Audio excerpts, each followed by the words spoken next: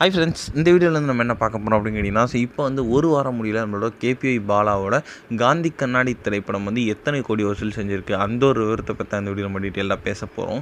So இப்போ நம்மளோட Tamil cinema நிறைய விஜய் டிவி ஸ்டார்ஸ் சினிமாக்குள்ளே பிரபலமாயிருக்காங்க. ஸோ அதுக்கு ஒரு பெரிய பெரிய எக்ஸாம்பிள் நம்ம நடிகர் சிவகார்த்திகேயன் அப்படின்னு சொல்லலாம். ஸோ அதே வழியில் தான் நடிகர் கேபிஐ பாலாவை ஃபர்ஸ்ட் கேபிஐயில் இன்ட்ரடியூஸ் ஆகி அதுக்கப்புறம் குக் வித் கோமாளியில் ஒரு நல்ல ஒரு காமெடியன் மூலமாக அவர் தமிழ் சினிமாக்குள்ளே என்ட்ரி கொடுத்திருந்தார்.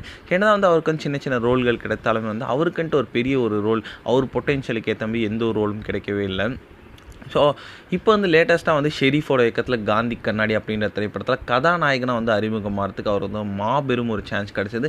அண்ட் அந்த ஒரு சான்ஸ் அவர் சூப்பராகவே பயன்படுத்திக்கிறார் அப்படின்னு சொல்லலாம். ஸோ அவரோட படத்தோட கதையும் சரி, அவரோட ஆக்டிங்கும் சரி ரொம்ப ரொம்ப நேச்சுரலாக இருந்துச்சு. அண்ட் படம் வேறு லெவலில் இருந்துச்சு அப்படின்னு சொல்லலாம். ஸோ ஒரு பெரிய படத்தை கூட ரிலீஸ் ஆயிருந்தாலுமே இந்த திரைப்படத்துக்கு கிடைக்க வேண்டிய ஆதரவு சூப்பராகவே கிடச்சிருக்குங்க.